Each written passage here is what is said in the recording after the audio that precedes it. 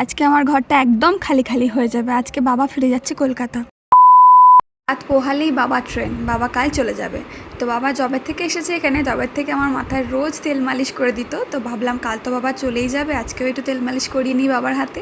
তো এটা পরের দিন সকালবেলা, সকালটা দেখো কেমন মেঘাচ্ছন্ন আকাশ হয়ে আছে, যেন আমাদের সাথে সাথে আকাশেরও মুখ ভার, এক্ষুনি ঝমঝমিয়ে বৃষ্টি নামবে। তো তারপর আমি ব্রাশ ট্রাশ করে নিয়ে রান্না করে এসে দেখি মা সব খাবার রেডি করে ফেলেছে, বাবাকে কিছু কিছু খাবার পাঠানো হবে, সেগুলো মা প্যাক করছে। আর এদিকে আমার পাটাকে দেখো কি অবস্থা, কালকে রাতে যেরকম অবস্থা ছিল সকালে আজকে তার 10 গুণ বেশি যন্ত্রণা, তার 10 গুণ বেশি ফুলে গেছে। তো পাটাকে নিয়ে আমি জাস্ট নড়তে পারছি না, আমি বসে বসে কাঁদছি, আমার এত লাগছে পায়ে। তো আমি কোনোদিনও পেন কিলার খাই না।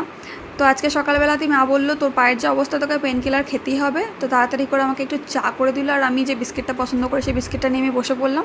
চা বিস্কিট খেয়ে আমি তাড়াতাড়ি করে মেডিসিনটা খেয়ে নিলাম, নাহলে আমি আজকে জাস্ট নড়তে পারবো না। আর বাবাও তো চলে যাবে, বাবা রেডি হয়ে পড়েছে। তো একসাথে সবাই মিলে চাটা খেয়ে নিলাম। আবার জানি না কবে একসাথে চা খেতে পারবো, 2-3 মাস কি 6 মাস জানি না। তো এই যে দেখো আমি ওষুধটা খেয়ে নিলাম, আর আমার ওষুধ খেতে জাস্ট গায়ে জ্বর আসে, আমি ওষুধ খেতে একদম পছন্দ করি না। এই যে বাবা সব কিছু প্যাক করে নিচ্ছে, বাবার গাড়ি নিচে চলে এসেছে।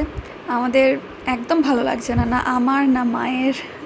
আর মামাম সে সময় ঘুমোচ্ছিল, মামামকে আর বাবা ডাকেনি, দূর থেকে একটু দেখে চলে আসলো, সেই জন্য বাবার দুঃখটা আরও বেশি হচ্ছে, যাওয়ার সময় মামামকে কোলে নিতে পারলো না। তো এই যে বাবা এখন বেরিয়ে গেল।